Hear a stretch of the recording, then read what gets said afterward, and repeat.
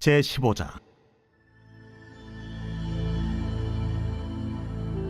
또 유다 자손의 지파가 그들의 가족대로 제비 뽑은 땅의 남쪽으로는 에돔 경기에 이르고 또 남쪽 끝은 신광야까지라. 또 그들의 남쪽 경계는 여매의 끝 곧 남양한 해만에서부터 아그라빔 비탈 남쪽으로 지나 신에 이르고 가데스 바네아 남쪽으로 올라가서 헤스론을 지나며 아달로 올라가서 돌이켜 갈가에 이르고 거기서 아스몬에 이르러 애굽 시내로 나아가 바다에 이르러 경계의 끝이 되나니 이것이 너희 남쪽 경계가 되리라. 그 동쪽 경계는 여메인이 요단 끝까지요 그 북쪽 경계는 요단 끝에 있는 해만에서부터 벳 호글라로 올라가서 벳 아라바 북쪽을 지나 루벤 자손 보한의 돌에 이르고 또 아골 골짜기에서부터 드비를 지나 북쪽으로 올라가서 그강 남쪽에 있는 아둠민 비탈 맞은편 길가를 향하고 나아가 엔세메스 물들을 지나 엔로겔에 이르며 또 흰놈의 아들의 골짜기로 올라가서 여부스 곧 예루살렘 남쪽 어깨에 이르며 또 흰놈의 골짜기 앞 서쪽에 있는 산 꼭대기로 올라가나니 이곳은 르바임 골짜기 북쪽 끝이며 또 이 산 꼭대기에서부터 넵도와 샘물까지 이르러 에브론산 성읍들로 나아가고 또 바알라 곧 기럇 여아림으로 접어들며 또 바알라에서부터 서쪽으로 돌이켜 세일산에 이르러 여아림산 곧 그살론 곁 북쪽에 이르고 또 벳세메스로 내려가서 딥나를 지나고 또 에그론 비탈 북쪽으로 나아가 시끄론으로 접어들어 바알라산을 지나고 얌느엘에 이르나니 그 끝은 바다며 서쪽 경계는 대해와 그 해안이니 유다 자손이 그들의 가족대로 받은 사방 경계가 이러하니라. 여호와께서 여호수아에게 명령하신 대로 여호수아가 기럇 아르바 곧 헤브론을 유다 자손 중에서 분깃으로 여분네의 아들 갈렙에게 주었으니 아르바는 아낙의 아버지였더라. 갈렙이 거기서 아낙의 소생 그 세 아들 곧 세세와 아히만과 달메를 쫓아내었고 거기서 올라가서 드빌 주민을 쳤는데 드빌의 본 이름은 기럇 세벨이라. 갈렙이 말하기를 기럇 세벨을 쳐서 그것을 점령하는 자에게는 내가 내 딸 악사를 아내로 주리라. 갈렙의 아우 그나스의 아들인 온니엘이 그것을 점령하므로 갈렙이 자기 딸 악사를 그에게 아내로 주었더라. 악사가 출가할 때에 그에게 청하여 자기 아버지에게 밭을 구하자 하고 나귀에서 내리매 갈렙이 그에게 묻되 내가 무엇을 원하느냐? 내게 복을 주소서. 아버지께서 나를 네겝 땅으로 보내시오니 샘물도 내게 주소서. 하매 갈렙이 윗샘과 아랫샘을 그에게 주었더라. 유다 자손의 지파가 그들의 가족대로 받은 기업은 이러하니라. 유다 자손의 지파의 남쪽 끝 에돔 경기에 접근한 성읍들은 갑세엘과 에델과 야굴과 기나와 디모나와 아다다와 게데스와 하솔과 인난과 십과 델렘과 브알롯과 하솔 하닷다와 그리옷 헤스론 곧 하솔과 아맘과 세마와 몰라다와 하살가타와 헤스몬과 벳벨렛과 하살 수알과 부엘세바와 비스요디아와 바알라와 이임과 에셈과 엘돌랏과 그실과 홀마와 시글락과 만만나와 산산나와 르바옷과 시림과 아인과 림몬이니 모두 29 성읍과 그 마을들이었으며 평지에는 에스다올과 소라와 아스나와 사노아와 엥간림과 답부아와 에남과 야르뭇과 아둘람과 소고와 아세가와 사라임과 아디다임과 그데라와 그데로다임이니 14성읍과 그 마을들이었으며 스난과 하다사와 믹달갓과 딜르안과 미스베와 욕드엘과 라기스와 보스갓과 에글론과 가폰과 라맘과 기들리스와 그데롯과 벳다곤과 나아마와 마게다이니 16성읍과 그 마을들이었으며 림나와 에델과 아산과 입다와 아스나와 느십과 그일라와 악십과 마레산이 9성읍과 그 마을들이었으며 에그론과 그 촌락들과 그 마을들과 에그론에서부터 바다까지 아스돗 곁에 있는 모든 성읍과 그 마을들이었으며 아스돗과 그 촌락들과 그 마을들과 가사와 그 촌락들과 그 마을들이니 애굽 시내와 태해의 경계에까지 이르렀으며 산지는 사밀과 얏딜과 소고와 단나와 기럇 산나 곧 드빌과 아납과 에스드모와 아님과 호센과 홀론과 길로인이 11성읍과 그 마을들이었으며 아랍과 두마와 에산과 야님과 베타부야와 아베가와 훔다와 기럇 아르바 곧 헤브론과 시오린이 9성읍과 그 마을들이었으며 마온과 갈멜과 십과 윳다와 이스라엘과 욕드암과 사노아와 가인과 기부아와 딥나니 10성읍과 그 마을들이었으며 할훌과 벳술과 그돌과 마아랏과 벳아롯과 엘드곤이니 6성읍과 그 마을들이었으며 기럇바알 곧 기럇여아림과 라바인이 2성읍과 그 마을들이었으며 광야에는 벳아라바와 밑딘과 스가가와 닙산과 소금성읍과 엔게딘이 6성읍과 그 마을들이었더라. 예루살렘 주민 여부스 족속을 유다 자손이 쫓아내지 못하였으므로 여부스 족속이 오늘까지 유다 자손과 함께 예루살렘에 거주하니라.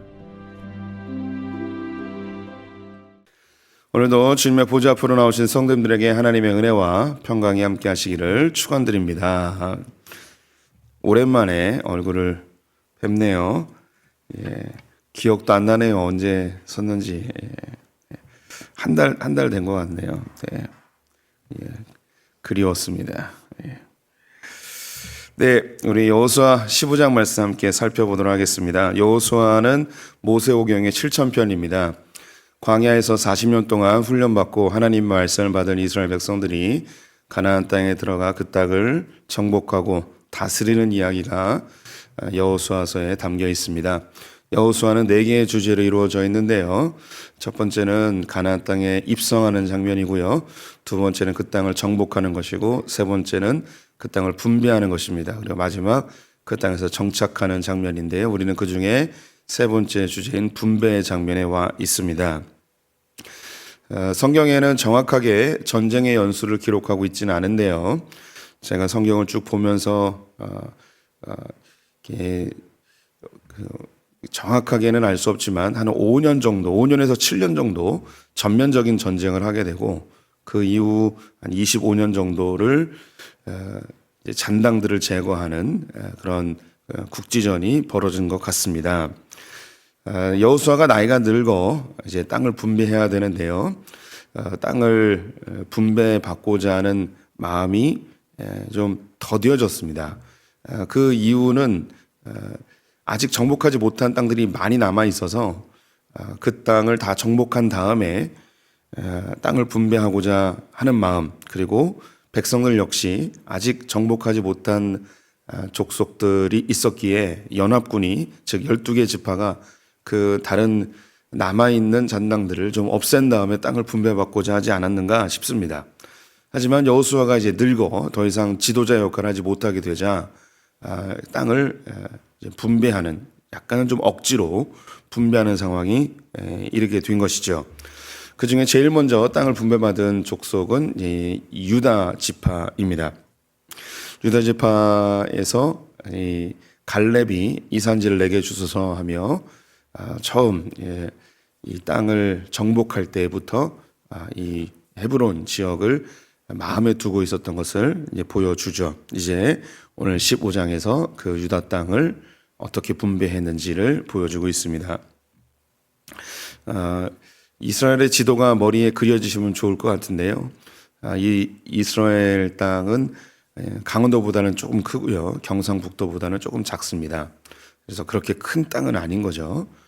그렇게 크지 않은 땅임에도 불구하고 전 세계 역사와 경제, 문화, 교육 여러 방면에 영향을 주고 있다는 게 참 놀랍기도 합니다. 유다 지파는 이스라엘을 반으로 뚝 잘랐을 때 그 밑에 남쪽 지방 전체를 유다 지파가 차지하게 됩니다. 땅으로 보면 제일 큰데요. 하지만 그렇게 좋은 땅은 아닙니다. 이 베델을 중심으로 베델 위쪽부터는 이제 푸르른 땅이고요. 베델 밑으로는 광야라고 보시면 되겠습니다. 그래서 이 유다 지파가 얻은 땅은 대부분 이제 광야 땅입니다. 성지순례를 가보실 기회가 있다면 이 유다 땅에 가면은 그냥 다 돌짝밭입니다. 좀 사람 살기가 척박한 곳인데요. 그 중에 이제 사람이 좀 살 수 있는 곳들이 몇몇 군데 있습니다. 이 유다 지파는 남쪽으로는 이제 애굽의 경계부터 이 남쪽의 신광야까지고요. 그리고 오른쪽 동쪽으로는 이제 사해 바다를 경계로 하고 있습니다. 서쪽은 당연히 이제 지중해를 경계로 하고 있겠죠. 그래서 위쪽 북쪽으로 제일 눈에 띄는 것은 이제 예루살렘입니다. 예루살렘은 여부수 족속이 차지하고 있었는데요. 이 여부수 족속을 몰아내지 못했습니다. 여부수 족속이 차지하고 있는 예루살렘은 천의 요새이기 때문에 아무나 정복하지는 못하게 되죠. 그 중에서 이제 예루살렘의 어깨 부분까지 바로 예루살렘 성 바로 밑에까지 유다 지파가 차지하게 됩니다. 이 유다 지파의 땅 중에서 특별히 두 개의 장소를 언급해주고 있는데요. 한 곳은 갈렙이 차지한 헤브론이고요. 그리고 다른 한 곳은 드빌이라는 곳입니다. 헤브론은 이 산지를 내게 주소서 하며 갈렙이 얻었던 땅이죠. 많은 땅들 중에 그 땅이 아브라함의 묘가 있었기에 그 땅을 차지하는 자들이 진정한 믿음의 장자가 된다는 것을 알았던 갈렙은 그 땅을 원했습니다. 근데 그 땅을 다른 족속, 다른 지파들은 마음에 두거나 도전할 생각도 하지 못했는데 그 이유가 거인 족속인 아낙 자손들이 있었기 때문입니다. 40여 년 전 가데스바네에서 12명의 정탐꾼을 보냈을 때에 10명이 부정적인 의견을 제시했죠. 그들이 했던 이야기 중에 한 가지가 그들에 비하면 우리는 메뚜기와 같다라고 이야기합니다.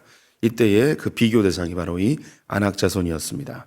그래서 그 아낙 자손을 보고 두려워서 가나안 땅에 들어가지 못했던 것이죠.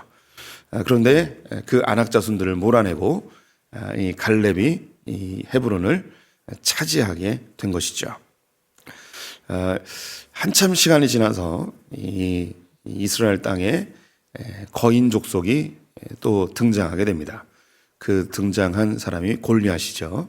그 외에 5명이 더 있었긴 했는데 이 골리앗이 가장 대표적인 거인이었습니다. 이 골리앗 거인을 물리친 사람이 우리가 다 아는 다윗이죠. 이 다윗이 유다 땅의 왕이 됩니다. 그 왕이 된 그 수도가 바로 헤브론이죠. 이 갈렙은 믿음으로 이 헤브론 땅을 차지하게 됩니다. 아낙 자손을 몰아내고요. 그리고 다윗은 아낙 자손 중에 후예인 골리앗을 몰아내고 헤브론에서 왕의 자리에 오르게 됩니다. 여기에 또 한 곳에 또 주목할 곳이 드빌이 등장하는데요. 드빌은 어떤 곳인지 정확히 알 수 없지만 그 땅을 차지하는 것이 쉽지 않았던 모양입니다. 그래서 이 갈렙은 이 드빌을 정복하는 사람에게 자기의 딸 악사를 신부로 주겠다라고 공약을 내걸게 되죠. 고대 사회에서는 이런 이야기들이 흔합니다. 어떤 왕이 자기의 딸과 결혼시키겠다는 조건으로 전쟁에서 승리하고 돌아오는 장수를 기다리는 이런 장면들 동화책에서 흔히 볼 수 있죠. 성경에서 또 한 군데가 있는데요. 골리앗과 싸워서 이기는 사람이 있으면 사울이 자기의 딸을 주겠노라라고 공약하는 장면도 있습니다. 그래서 이 드빌을 정복한 사람이 있었는데요. 온니엘입니다.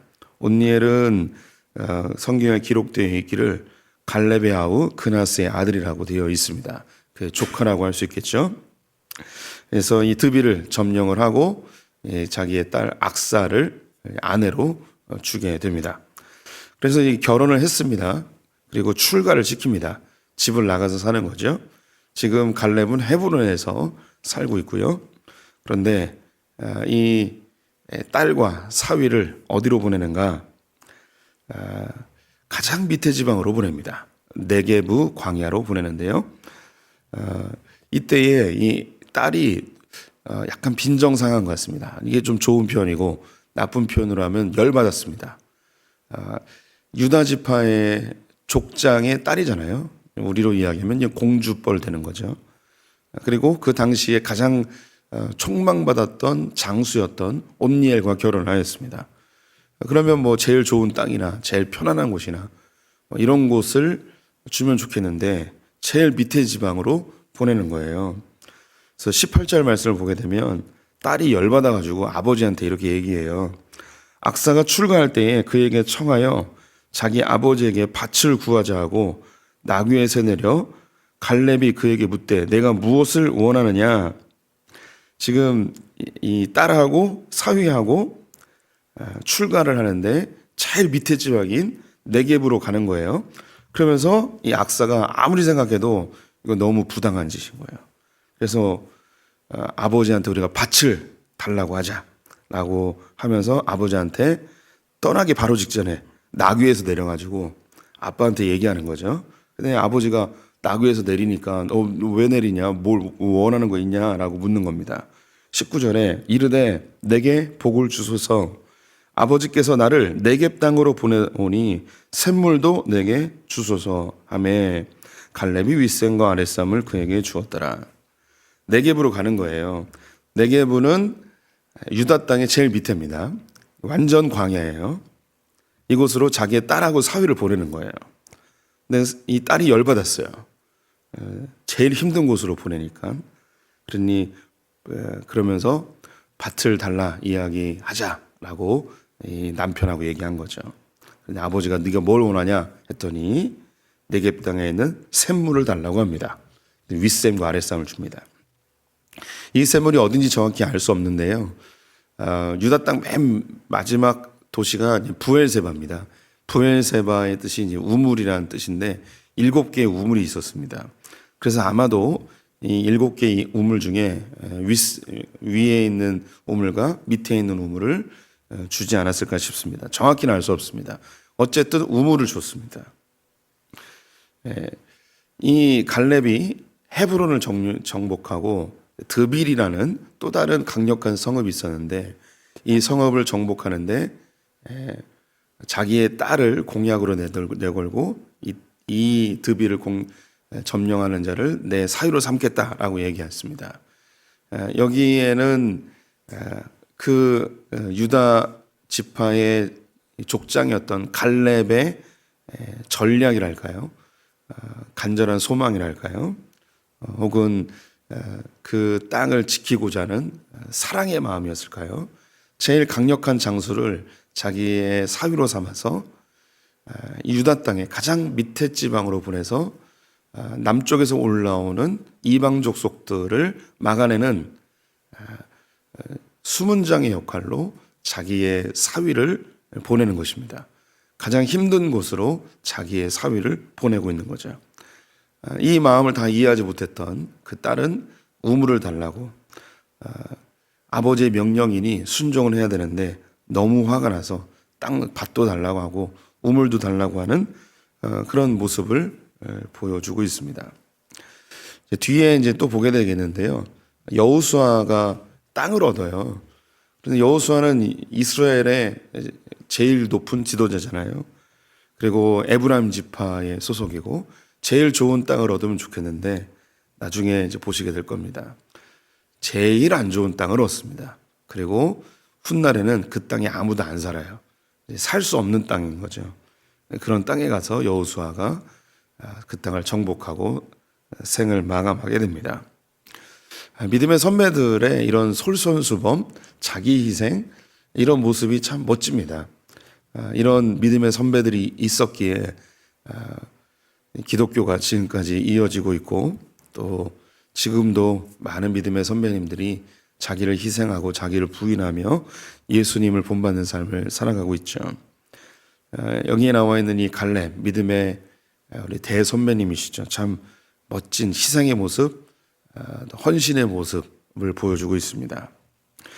이런 믿음의 선배들이 있었기에 역사 속에서 수많은 우리 선배들 역시 이것을 본받아 살아간 것을 봅니다. 노블리스 오블리제라는 말이 있죠. 많은 혜택을 받은 사람은 많은 희생을 해야 된다는 그런 서양의 격언 같은 것입니다. 그런 예화들이 수없이 많이 있죠. 네. 몇 가지 떠오르는 것이 있는데 미국의 2차 세계대전 때 대통령이 있던 루즈벨트 대통령이 있습니다. 이 루즈벨트 대통령의 큰 아들이 제임스 루즈벨트인데 그는 고도난시에 평발이었습니다. 군대를 갈 수 없는 그런 체격 조건이었는데 그는 2차 세계대전이 발발하자 해병대에 자원 입대하여서 군화를 신을 수가 없어가지고 운동화를 신고 훈련에 동참합니다. 그리고 전쟁에 참여하게 되는데 루즈벨트에겐 4명의 아들이 있었습니다. 그 4명 모두가 다 2차 세계대전에 참전하는 군인이 되죠. 뭐 이런 일도 있고 우리나라 상 중에 벤 플린트 상이라고 있습니다. 들어보지 못하셨을 것 같은데 사회적으로 큰 공헌을 한 사람들에게 주는 상입니다. 이 벤 플린트는 6.25 전쟁 때 한국에 왔던 미국의 대장이었습니다. 포스타였죠. 이 사람에게도 벤 플린트 2세 아들이 있었는데 미군 공군 조종사였습니다. 이 폭격기를 몰고 북한에 가서 폭격을 하다가 이 비행기가 추락하게 됩니다. 그래서 실종되게 됐는데요. 그래서 미군에서 대장의 아들이니까 아주 전면적인 수색을 하였습니다. 수색을 하다가 이제 찾지 못하게 됩니다. 그런데 밑에 있는 부하들이 대장님의 아들이니까 어떻게든 찾아보려고 애를 쓰는데 가망성이 없는 것을 느꼈던 이 벤 플린트 장군이 이제 수색을 중단하라고 하면서 시신도 찾지 못하고 6.25가 휴전이 되게 됐죠. 벤 플린트는 자기 아들이 묻혀진 이 대한민국을 사랑해서 6.25가 끝난 이후에도 한국에 있는 고아들을 돌보며 많은 여러 가지 방면으로 한국을 도왔습니다. 그 공로가 인정되어서 국가에서는 이 벤 플린트 상을 이제 수여하게 되었죠. 미국 장성들의 아들들이 6.25 전쟁 때 139명이 참전하였습니다. 미국 스타들의 아들들, 장성들의 아들 139명이 참전했는데 그 중에 35명이 6.25 전쟁 때 죽게 됩니다. 이런 고위층들의 희생, 이런 것들이 뭐 서양의 문화다라고 할 수 없습니다. 이것은 기독교적 문화입니다. 예수 그리스도께서 희생한 것처럼 또 믿음의 선배들이 그런 희생한 것처럼 그런 희생 속에서 섬김 속에서 교회가 성장하였고 또 서구 사회에 교회를 기반으로 한 국가들이 아름다운 모습으로 성장한 것을 볼 수가 있죠. 이런 유사한 일이 벌어졌을 때 나는 그렇게 할 수 있는가? 쉬운 일은 아닙니다. 하지만 믿음의 선배들이 했던 그 길, 그 무엇보다도 예수님이 자기를 부인하고 십자가를 지셨던 그 모습, 우리가 작은 부분에서부터 실천하고 또 우리가 모범을 보일 필요가 있습니다. 소풍교회에서 가장 모범을 보여야 될 사람은 바로 담임 목사이겠죠. 또 장로님들이고 목회자들일 것입니다. 이 갈렙의 자기 희생, 자기의 딸과 사위를 가장 남쪽 지방에 보내서 남쪽으로부터 공격해 들어오는 이방 족속들을 막아내기 위하여 가장 탁월한 장수를 사위로 삼고 그 땅을 지키도록 한 이 갈렙의 마음, 하나님이 주신 그 땅을 지키려 했던 그 마음, 참 아름다운 믿음의 선배가 아닐까 싶습니다. 마지막 63절에 보게 되면 여부스 족속이 등장합니다. 예루살렘을 차지했던 족속인데요. 여부스 족속을 누가 몰아내냐면 다윗이 몰아냅니다. 이 정복 전쟁이 끝나고 350여 년이 지나서야 비로소 예루살렘을 차지하게 됩니다. 이 예루살렘이 이스라엘의 수도가 되고 하나님의 성전이 세워지게 되지요. 하나님께서 주신 그 땅의 심장부와 같았던 예루살렘, 아무도 차지하지 못했던 그 땅을 다윗이 차지하게 됩니다. 우리의 삶에서 여부스 족속과 같이 내 삶의 가장 중요한 삶의 자리를 차지하고 있는 어떤 것이 있습니다. 이것이 이제 때로는 큰 상처가 될 수도 있고요. 때로는 우상이 될 때도 있습니다. 내 평생의 소원이나 내가 간절히 소망하는 것들, 내가 가장 사랑하는 것, 그리고 내 삶에 가장 소중한 것이 내 삶에 가장 중요한 심장부를 차지하고 있을 때가 있죠. 근데 그 부분이 내가 간절히 좋아하고 너무너무 소중한 것인데 이게 나를 행복하게 해줄 것 같지만 행복하게 해주지 못하고 오히려 이것이 큰 짐이 되거나 나를 해하거나 내 삶을 부자연스럽게 만들 때가 있습니다. 주님은 끊임없이 그 삶의 가장 중요한 자리를 우리에게 요구하십니다. 그때서야 비로소 예루살렘이 온전히 정복되어지고 이스라엘 전체가 하나님의 다스림을 받고 성전이 세워지며 하나님의 임재가 임하고 이곳으로부터 하나님의 은혜가 흘러가는 것처럼 내 삶에 평생 해결되지 못했던 그 어떤 영역들이 있습니다. 해결된 듯한데 또다시 찾아와서 나를 괴롭히고